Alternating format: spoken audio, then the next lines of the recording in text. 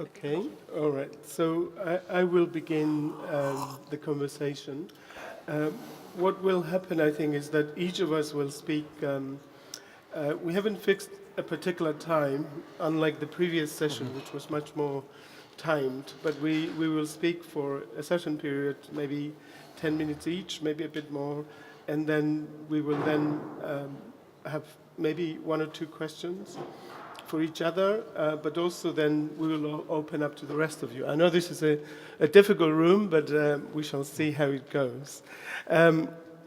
Now, I wanted to speak about two or three things which are about the experience of British society, but hopefully not just about British society.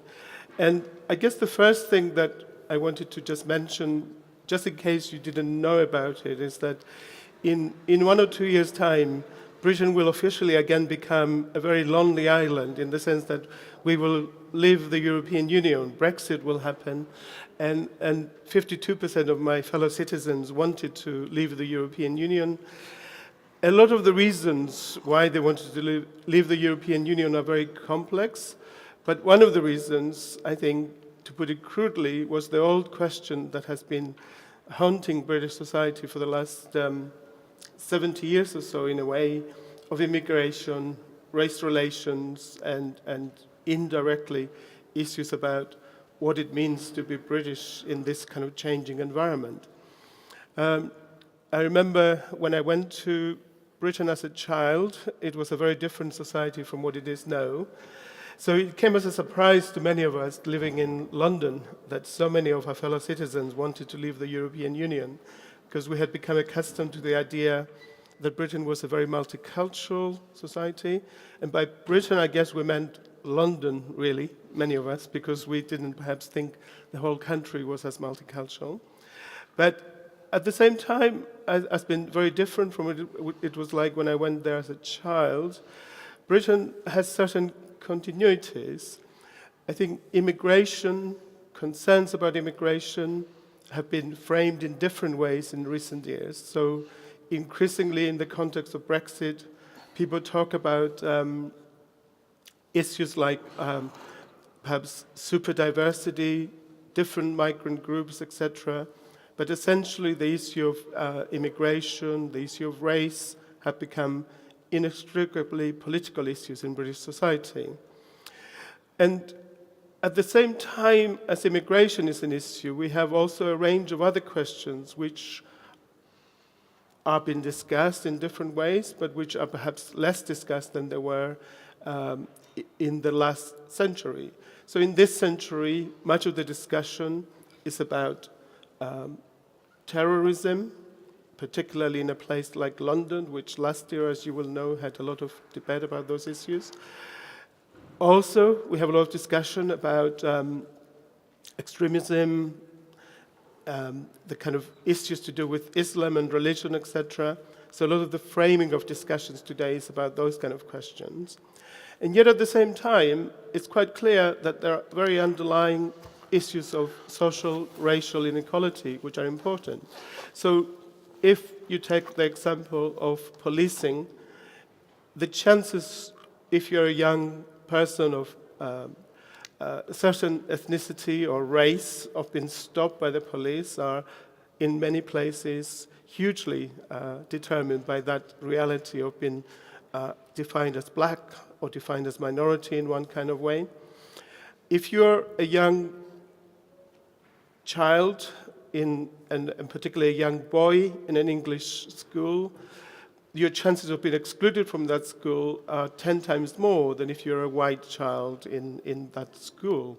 So in that situation, we have a lot of issues to do with inequality, race, which are still around, even though publicly, I guess, a lot of people are discussing other issues like terrorism, like immigration in a almost de-racialized way these days. A lot of people perhaps don't link race and immigration together today. But at the same time, we have seen perhaps a development of new debates, which are not so much about debates about anti-racism, but debates about how we can prevent extremism, how we can stop the entry of new immigrants, not necessarily in the British context. There was a kind of ongoing debate in the 60s of whether not only should immigration be stopped, but whether actually you could physically send people back to countries of origin. And this is, I think, that is not the discussion, but the discussion is about perhaps stopping new immigration.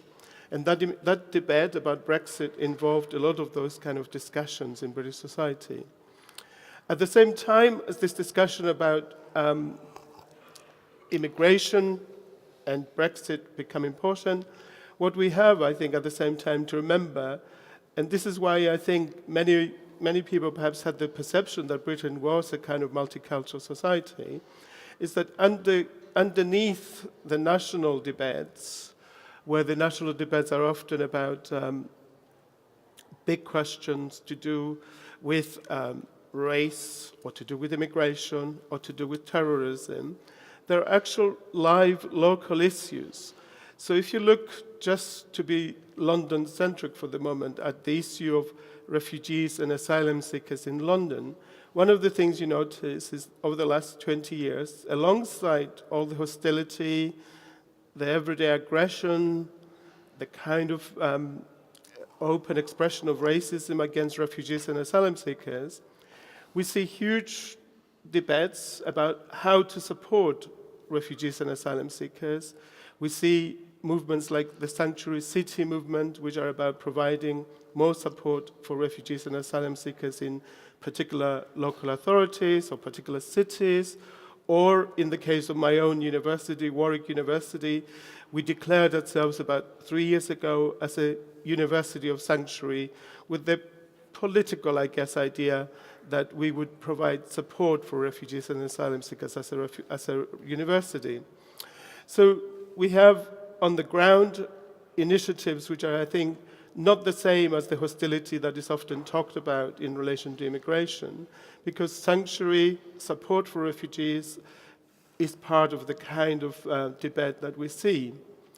At the same time, on the issues I mentioned earlier about policing, the kind of violence against black minorities that the police are seen as sometimes engaging in, we see quite a lot of mobilization around those kind of issues. And about exclusion from schools or all those kind of issues, I think we have seen important mobilizations. So one way, I think, to see the situation in the kind of British context is not to see perhaps a society which has one story to tell, but different experiences, different kind of stories. And I think it's important in this context, therefore, to remember that when we talk about a society, whether it be Britain or other societies in Europe or beyond that, the United States, that there are actually many different kind of experiences of that society, and the experiences can actually evolve and change over time.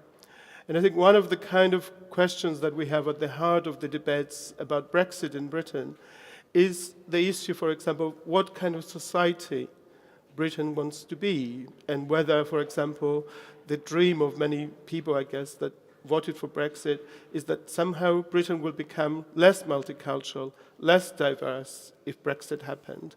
But in fact, the possibility is that even with Brexit, Britain will remain and become even more diverse, more multicultural in the context of migration continuing, in the context of the increasing diversity that we see in schools, in society generally, in the whole context. So if you look at recent research about schools, for example, one of the stories you get in a place like not just London, but many of the urban conurbations, is that the schools are increasingly diverse. There are some tensions, but there's also a lot of evidence of people kind of getting along with each other, developing relationships with each other, and many of the kind of younger generation are involved perhaps in the kind of multiculturalism which many people that voted for Brexit are fearing or concerned about.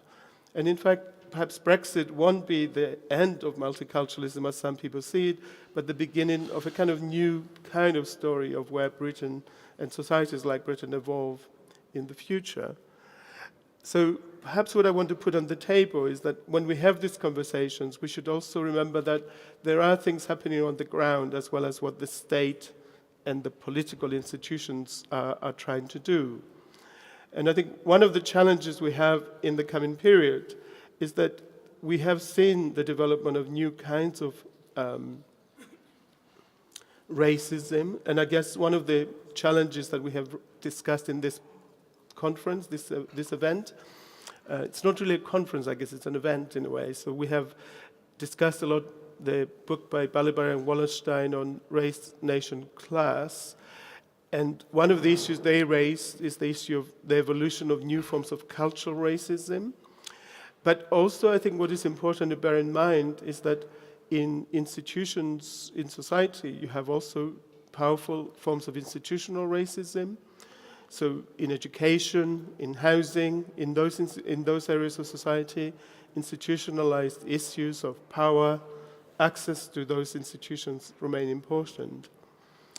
And I think one of the central issues that will become important in the coming period, and I say this not because I'm relaxed and happy that Brexit is going to happen, but even in a post-Brexit Britain, the challenge would be how to actually develop ways to think about racism and race, which take us in the direction where we can develop a different conception of Britain, where racism is not as entrenched institutionally, not as central to many facets of life. And in that kind of context, the discussion, therefore, I think still has to be that although we can talk a lot more about the new diversities and the new relationships that are developing through migration, it's also important to remember that basic inequalities in housing or in education or in employment remain important in the conversation we should be having about the future. And also just one kind of point which also is worth remembering is that institutions like politics, parliament, local institutions of politics are still very much dominated by certain power relations where minorities are often excluded. And that hasn't changed fundamentally, it has changed and evolved. And a lot of recent research has shown that certainly in local politics, minorities are beginning to have more of a voice, more representation, more political leadership. But when politics remains very much dominated around the binary of white and black in the kind of British context, or white and minority, then you still have, I think, issues about the power relations in society. So it seems to me what is important to keep on the agenda if we have a conversation about the kind of new forms of racism which are developing, is to also remember that old forms of institutionalized racism remain important. And this is, I think, part of the story, for example, in the United States, in all the discussions that are going on now about the new kind of politics around race that have emerged in this beginning of the 21st century, where racism, as it developed in America in the beginning of the 20th century, was challenged at the end of the 20th century, but yet at the beginning of the 21st century, those challenges haven't necessarily transformed the situation fully. So there is those challenges that still lie ahead of us, I think. So part of the challenge for me is that as we think to the future, is that I think there are areas where we can be optimistic, where I think we can see lots of opposition to racism and the sanctuary movements, local struggles to support refugees and asylum seekers, challenges to racism in relation to the police or schools. All of those are important dimensions, but that doesn't mean that the institutional forms of racism go away in that kind of context. So I just make those points, and then I'll hand over to my colleague Norman to continue the conversation. Thank you, John. Well, I will draw some points about kind of the same context, but in the French situation. There are a lot of common elements in the French context, like this new interest for terrorism, for so-called extremism, about Islam, etc., etc. It's also very, very strong in the French context. And I want to say something about the consequences of this new context on anti-racism and what is now in France called anti-racism. And what is very important to bear in mind about the French context is that grassroots anti-racism, political anti-racism is still marginalized. What is growing now is what Mireille Fanon, Mendes France, and I, in a little paper we did for the Frantz Fanon Foundation, have called police anti-racism. And by this notion, we wanted to highlight the fact that we are now witnessing a decline of the old moral anti-racism appeals to tolerance, politics of recognition, etc. Little attempt to create multiculturalism, but of course there never was French multiculturalism. French is a Jacobin state within which the idea of multiculturalism and policies of multiculturalism never happened. So this new kind of police anti-racism is, of course, depends on the fact that anti-racism in France is mostly the predominant actors are the government itself, or at least some parts, some departments, they are directly linked with the government, and some organizations, NGOs, which are funded and profoundly funded, financed by the state. And there are three main aspects of this kind of state official anti-racism. And these aspects, I do not invent it. I can find you proofs, declarations, etc., of their realities. It's kind of exotic, perhaps, for some of you. The first idea of this kind of ideology, policy, politics of police anti-racism is that anti-Semitism is a very specific form of racism, which is more serious than anti-black and anti-black racism and Islamophobia.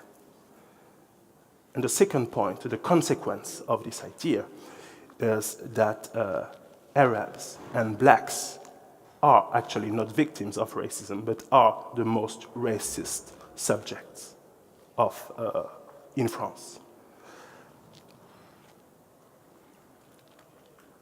Partly, of course, because of anti-Zionism that is associated with no subtlety to anti-Semitism. Of course, here in this definition, racism has nothing to do with oppression, nothing to do with imperialism. It's all about discourse. Second main point, there is in the French political discourse confusion that is deliberately maintained between fight against racism, that is to say, as Fanon said, imperialism as it is lived and experienced by the colonized, by the black, brown people, and race, that is to say, political subjectivities, concepts,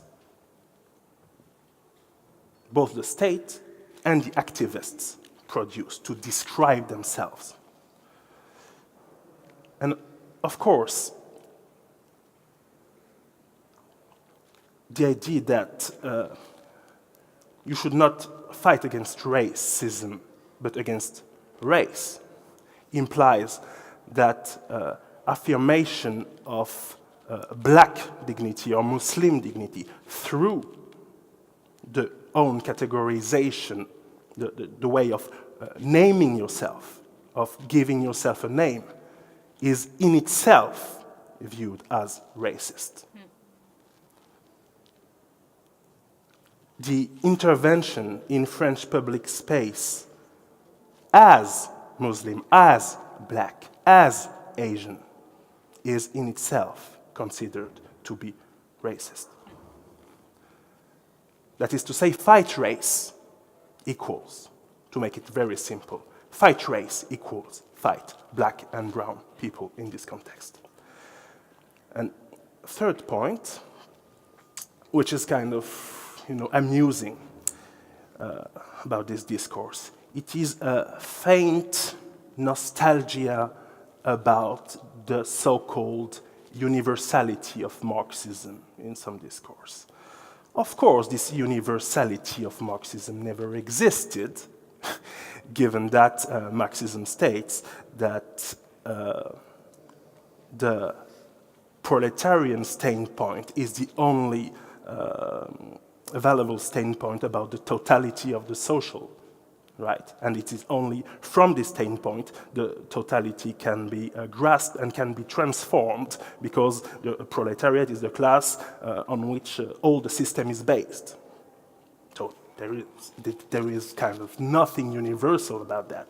Of course, the idea of universal class is, a contradiction in adjecto. At least it is a paradox, an aporia that is very interesting in the Marxist ontology. But you cannot just say, well, Marxism was universal, but now it is identitarian politics, and there is this shift. And of course, these politicians and militants who use this false nostalgia for Marxism never use Marxist concepts and never did a Marxist analysis of the social.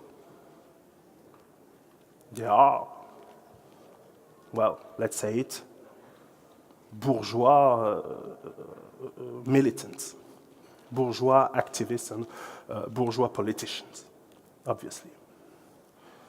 So this reference to a false vision of Marxism has become a weapon against these new forms of activism that are actually very close to Marxism, and of course, some of us, many of us, have read the classicals of Marxism, but well, that's another story. So, just to summarize this little elements, it is obvious to me that the goal of this new form of so-called anti-racism, this police anti-racism, is to dispossess anti-racist radical struggles from their own being, and dispossess them from their own being to the point that they can't even express themselves, they can't even appear, because they are always under the threat of a trial, because of course the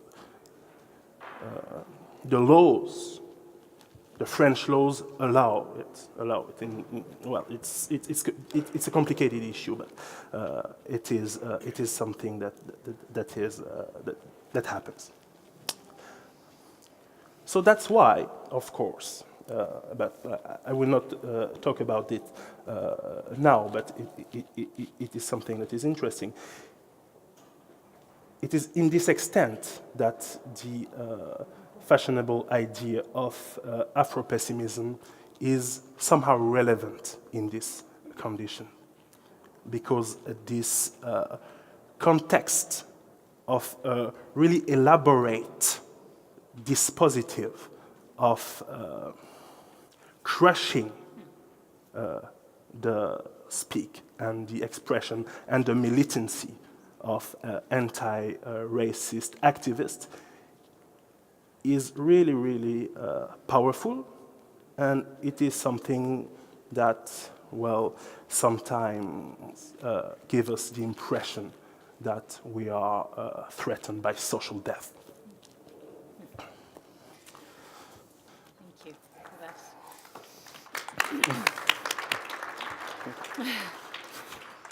Thank you, Norman.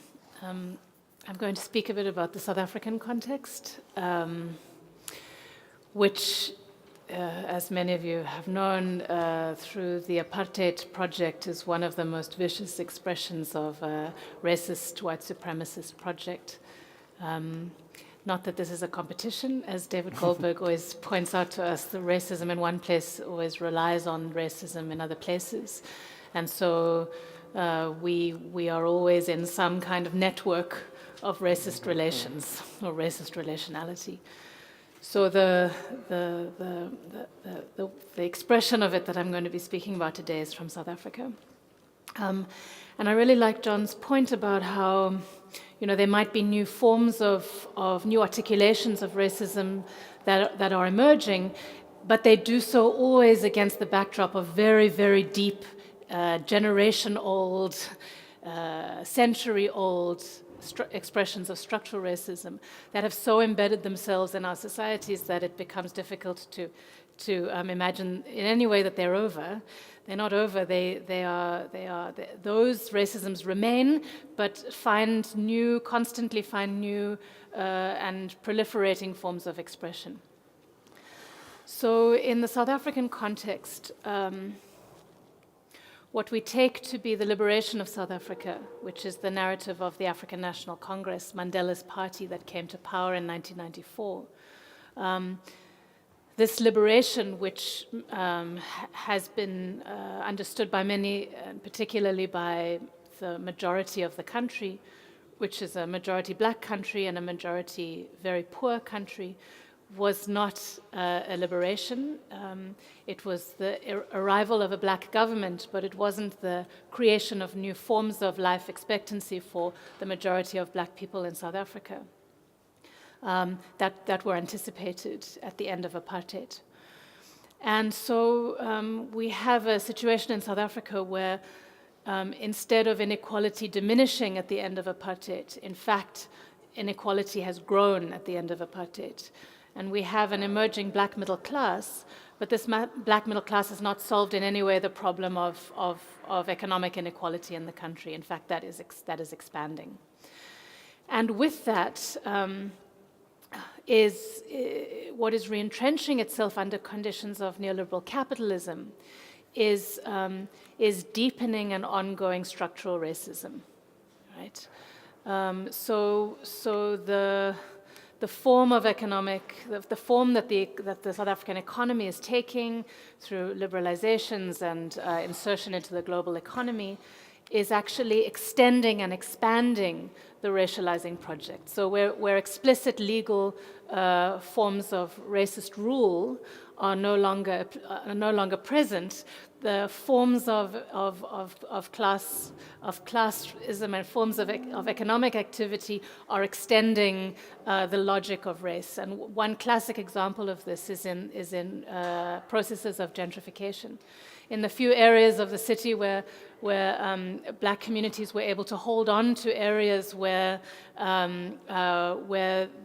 they were supposed to be removed from under apartheid law, these are now, black people are being pushed out of these areas through processes of gentrification and capital growth, right? So where racist law failed, forms of capital are now succeeding. So this is, I think, the central condition, this old condition of white supremacy is still fueling deep and ongoing structural racism in South Africa.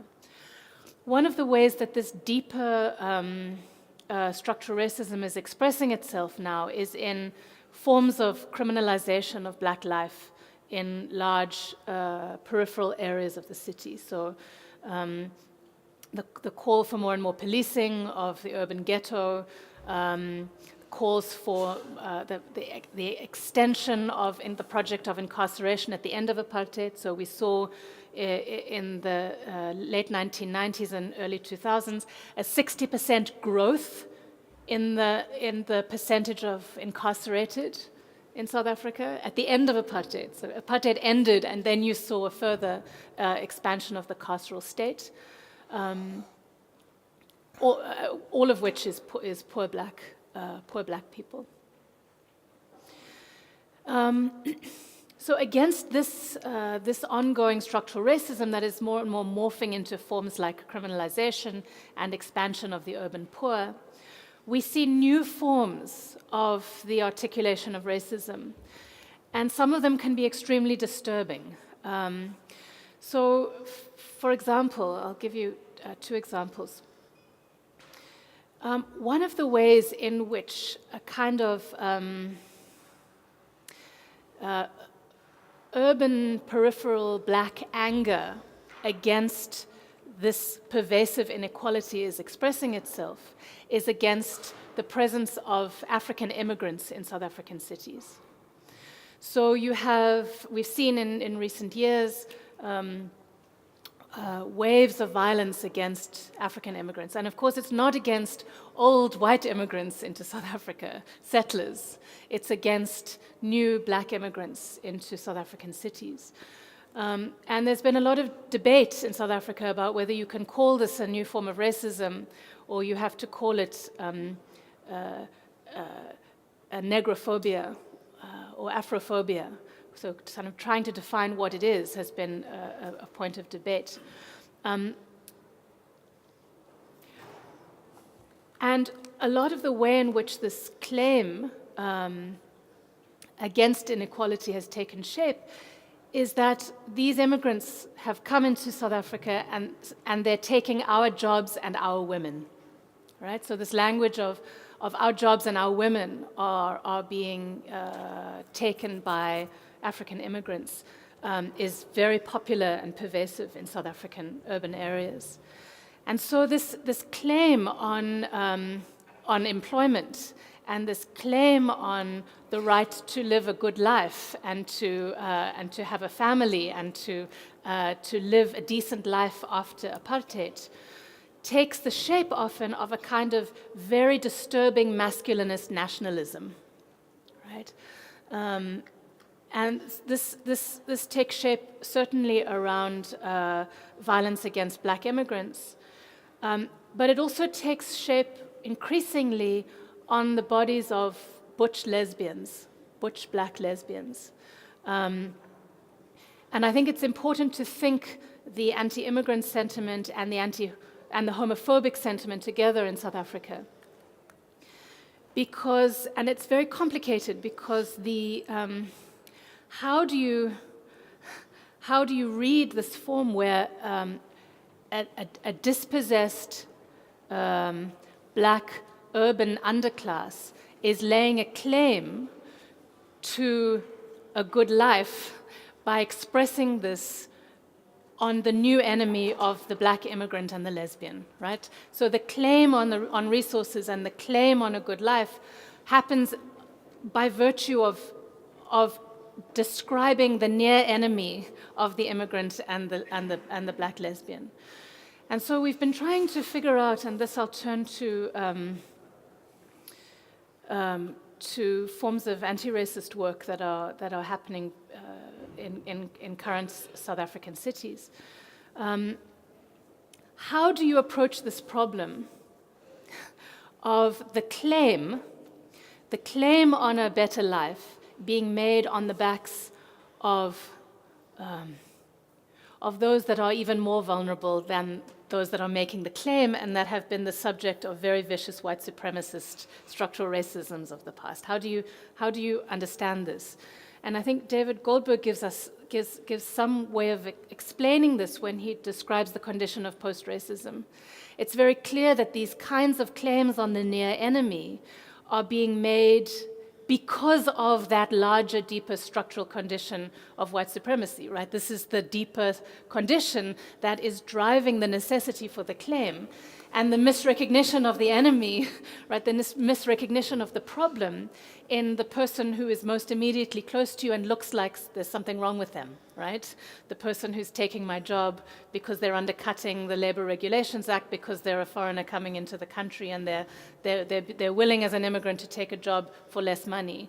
Or the lesbian who is not available to me as a black man for my family, for my reproduction, right? So there's a way in which the claim takes the form of black nationalism, of black masculinist nationalism. And so in thinking about doing anti-homophobic work in this context, we've been working in a collective of predominantly lesbian and queer activists trying to think about how do we contend with or deal with this very traumatic, repeated, violent murder and often rape of black lesbians in the urban peripheries of South African cities. One avenue of trying to address this problem has been to use the existing criminal justice system to say, let us put added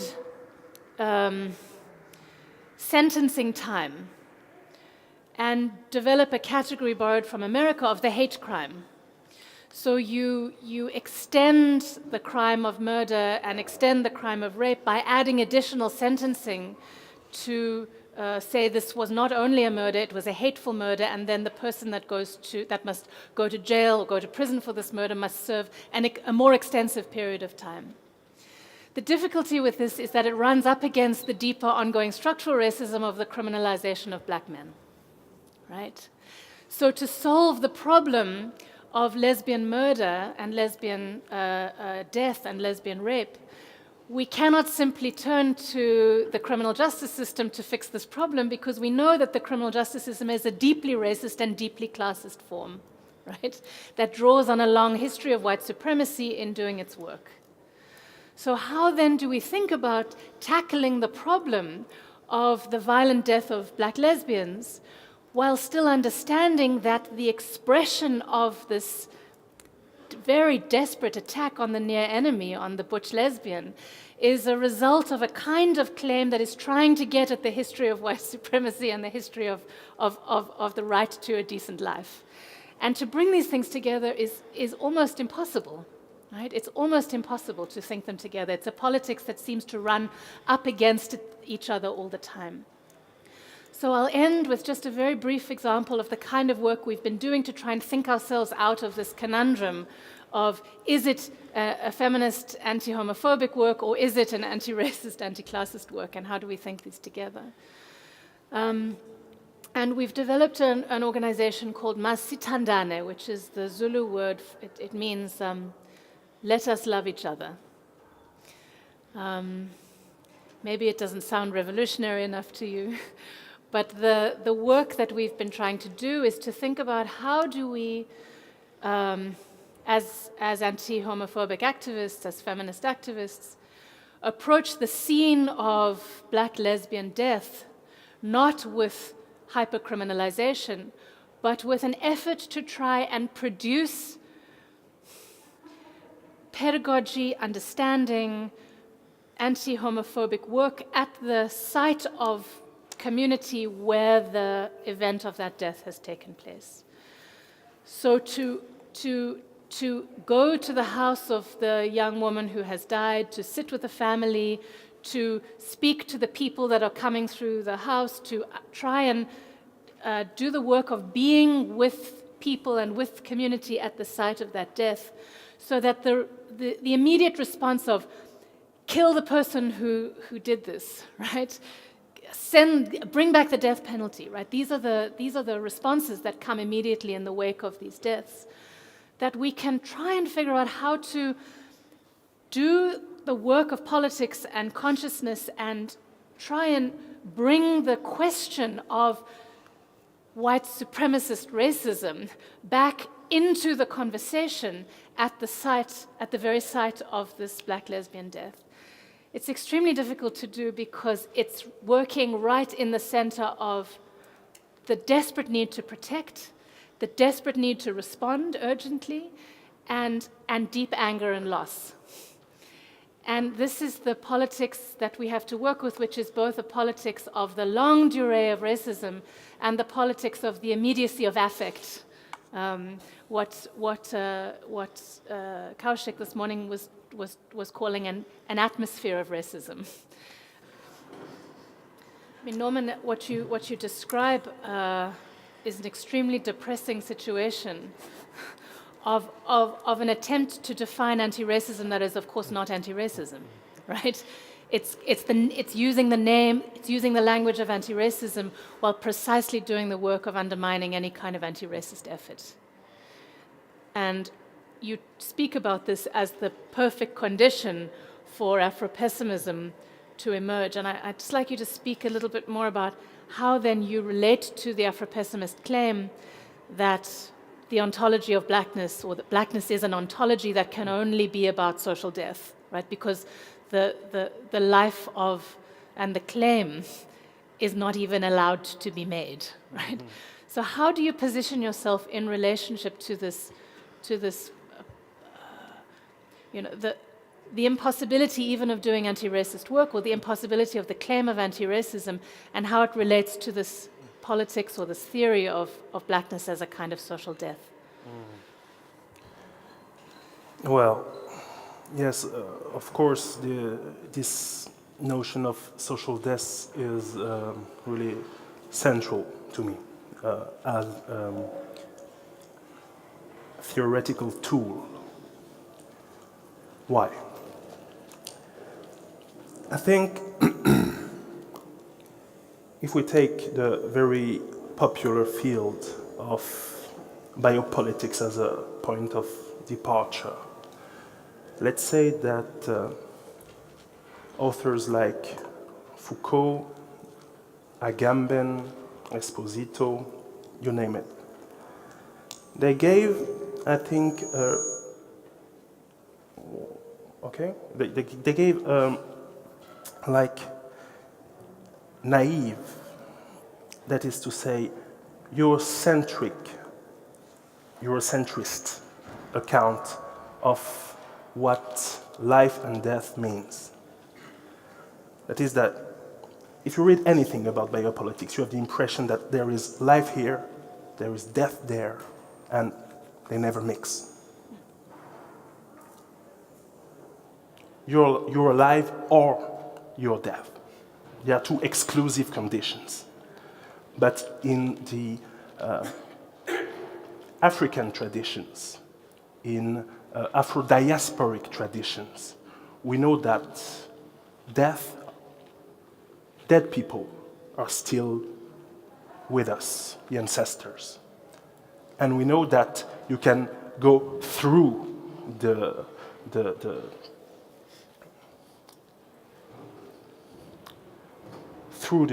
moment of death and rise again among the living. Like in this Orphic way of go through hell. It is everywhere, these metaphors of hell, of death. It draws another way of seeing death and life. And among all, the idea that the whole history of colonial politics is about constantly displacing the frontiers between life and death. In colonial Algeria, the destruction of cemeteries. All these politics in order to create conditions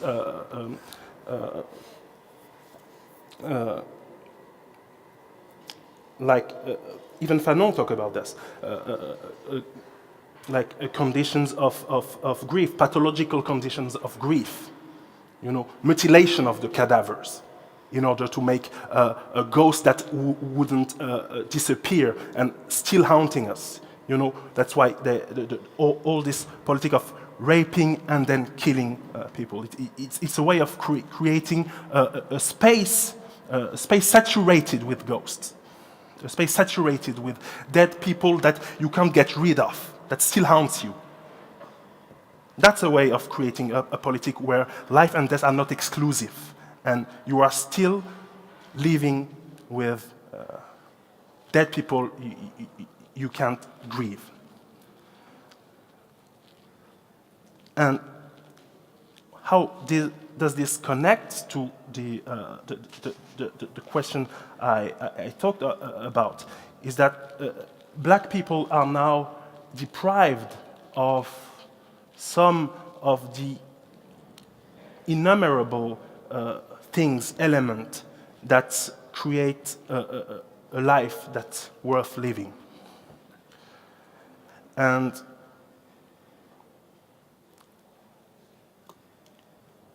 this false anti-racism is one of them, because it deprives us of the power to name ourselves. And doing this, they deprive us of one of the fundamental elements that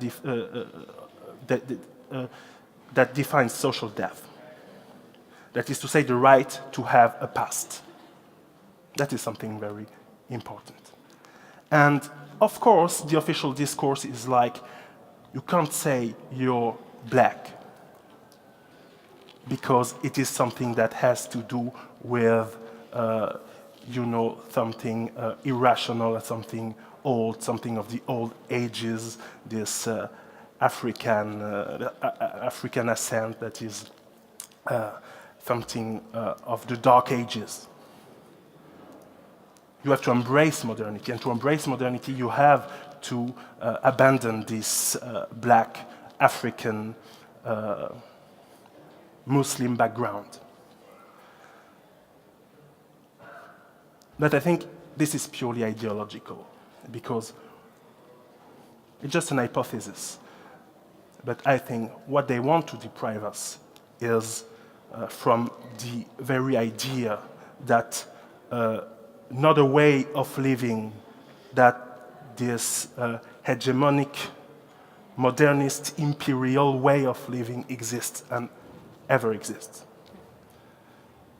And I think that's why there are elements of social death. Of course, in the Afro-pessimist discourse, there are sometimes ridiculous exaggerations. But today, because it is very easy to critique Afro-pessimism, but I wanted to insist on our debt to Afro-pessimism and not to dismiss it too quickly, because it is an occasion to hear some black voices, some clever black voices, and that's important, I think.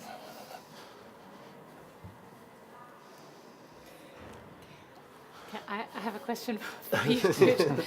I read this extraordinary article in The Guardian a while back, which described how a single degree at Oxford basically creates an entire network of the maintenance of a British aristocratic society. It's the politics, philosophy, and economics degree at Oxford, right? And this article was going through all of the people in power, both in the media, in government, in all of these different parts of in capital, in British life, that are part of this old boys network through Oxford, and not even through Oxford, but through the single degree at Oxford. And so I'm wondering, how does one get at that? Because it seems to me that is at one of the hearts of the maintenance of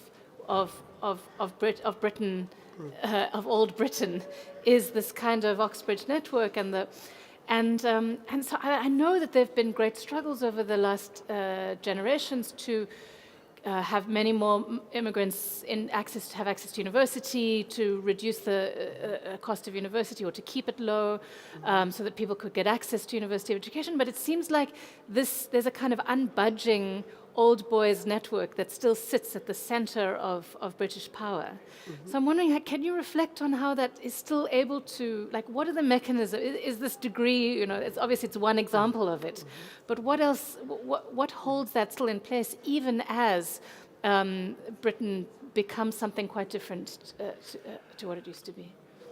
I think on that particular kind of point about not just that degree but higher education, I think there is quite a lot of evidence that we still have a very unequal access to higher education, and that degree is one extreme example, but more generally, I think you do have a lot of inequality of access to higher education. So I think in this kind of situation we're in at the moment, I think we're at a stage where there are challenges to those kind of processes of exclusion from higher education or exclusion from the jobs that higher education gives you.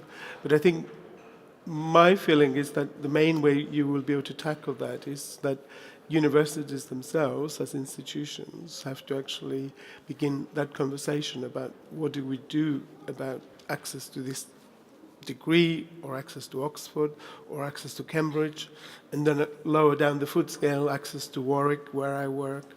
I think there's those conversations to be had where you need a conversation about what do you do within an institution to change that institution.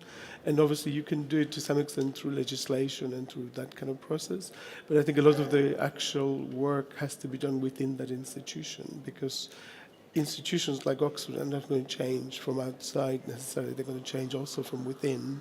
So I would argue that in a way, part of the challenge of access to a place like Oxford would be to actually allow more access by all kinds of different diverse students to Oxford, which has been a challenge that's been around for the last century. And it's not changed that much, actually, it's changed a bit. But I think that underlying that issue of higher education is also other forms of exclusion. I think that's why what I meant by saying that although we might get enticed by the idea that there is all kinds of changes in society, there are still institutional inequalities which are important. In politics, in higher education, in schools, there's all those kind of... And I think that's something we need. But I think the institutions themselves have to be challenged from within as well as legal interventions. Dimitri. My question is to you, Norman. I hear your point that Afro-pessimism, is very easily dismissed and possibly shouldn't be that easily dismissed because it is a very particular voice about blackness. So that I hear. What I would like, if you can, what I'd like you to elaborate on is what your thoughts are about Neil Roberts' freedom as marronage. And so that's the one question. And the second question is, do you have a sense in which there is a distinction between marronage and fugitivity, or do they mean the same thing? John, first to you. I wonder if Kelly wasn't asking you a more radical question, actually, which is about the constitution of the very curriculum that make up a PPE degree. Now in the wake of a kind of decolonizing or whatever else you want to call it, sort of undertaking to when you say the university has to deal with it, the university has to deal with it in terms of what it's conveying, both to the students already in and to the opening up to the students that might admit in a more global conversation about what these things constitute. So the Rhodes Must Fall had its sort of impact, at whatever it was, one of the colleges, Merton College, right, where the other Rhodes University statue is located. But it pushes the question to a deeper level about the constitution of the university at the epistemological level, right? And that's more basic, I think. And then just to Norman, the most compelling account I've heard actually of Afro-pessimism by far. So thank you for that. The point can be made. The point you're making can be made. Perhaps it was opened up by the space that Afro-pessimism opened up. But I wonder if the point doesn't stand on its own, right? That there's a way of pushing the account you're making about death the death within life and life after death in a way that is invested through an archive that's already existing, that's largely in denial by Afro-pessimists. Okay, we've just got 5 minutes or so left, so maybe do you want to answer and then I'll go to... Yeah, I do think actually that, I do think the underlying issues about what is the university for, what is the curriculum that we're teaching, including the PPE curriculum, but also, what do we teach, for example, when we teach race, or what do we teach when we teach other sociology, like in sociology department like mine? The ongoing conversation is not just about Warwick as an institution, but it's also what happens within the curriculum, I agree. But I guess my feeling is that in a very deep institutional sense, you could have all kinds of legislation, which we've had in England now since '65, about opening up institutions, challenging kind of institutional racism. The kind of work that has to be done, though, to change those institutions, particularly in the example, because I've always worked in higher education, so it's something that I've thought about. It seems to me part of what needs to change within a university is you need to actually begin a process of having the conversation in the first place, that this is an issue to discuss, but then you also need to actually put in place not just legal requirements, which might mean very token responses, but actually a real conversation where it means that you appoint people to jobs that are not just taking account of sort of legislation, but actually trying to change things from within. And that's the kind of point that I would think that a degree like PPE, which is, I think Kelly's point is right. It probably, if you look at all kinds of politicians, all kinds of high-end people, they have done that degree. But to change that degree from within means actually changing who teaches it, changing how the curriculum is, but also having the conversation within Oxford. You cannot change it from out. That's the kind of point I was trying to make. But I do see your point, that it's a much wider conversation. And the conversation has to be not just token responses because of legislation, but actually having action within the institution, really. And that is often a very difficult conversation to have, and there are all kinds of different claims to jobs and things like that. Well, thank you for your questions. I will not lie. I didn't read the book you mentioned, and I didn't knew it exists. It existed. It's part of being French and being in the frames of French social death, that it is a country where black studies doesn't exist. Yeah. So I have to be an autodidact in this field. Well, I do not I do not search for excuses. It's just I explained but I will read it. But Liberty as Marronage, I can guess what it is about and what maybe your point is. I think one of the biggest mistakes of Afro-pessimism is that they apply to black life a false concept of politics. That is to say, a bourgeois concept of politics, and they say, there are no black politics. Instead of thinking the notion of politics from black life and do not apply a concept of bourgeois democratic politics to black life. Well, there were black revolutions. Yeah. In Haiti, isn't it politics? Isn't it black politics? So what is it, right? And about the difference between marronage and fugitivity, I think it is something that has to do with territoriality. In the French context, the most important background is the background of little islands like Martinique, Guadeloupe, Haiti, that is to say Saint-Domingue, and in these cases there is no fugitivity. Marronage, I think it has the deepest connection to territoriality. You admit the way you are is a territoriality you can conquer, I don't know how to say it. And fugitivity, well, in a big country like United States, you can go away. But in small îles sucrières, like places of,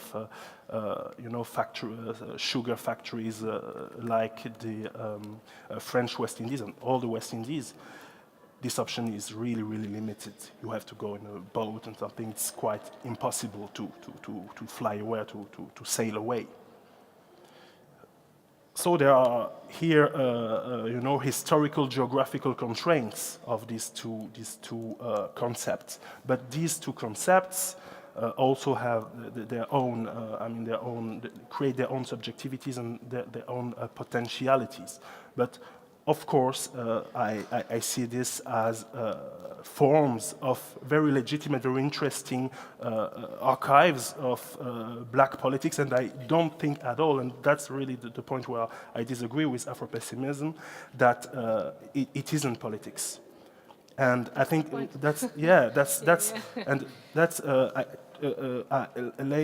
just one thing, and I finish. I made this error. I said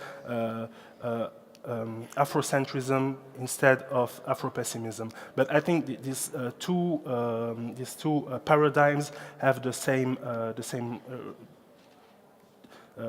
aporia. The problem with these two way of thinking Black life is that they want, in a way, give to black people their dignity back. But in doing this, they forget a part of our history, and they make us look at the black history as something, a part of the black history as something neglectable, like in the way of, in the case of Afrocentrism, like if the black churches, the struggles of the black churches was something neglectable, and even that doesn't exist. That's not true. And in the case of Afro-pessimism, like if the fights of slaves, etc., were something neglectable, nothing really happened, etc. It was nothing, it was just playing with social death or something. I believe that's not true. And I don't want, I can't buy a black political theory that do not respect or do not help us to understand the powerful parts of black past. That's something important to me. I think that's a very important place to end. So thank you very much, Norman, for that. Thank you. And thank you all for being here.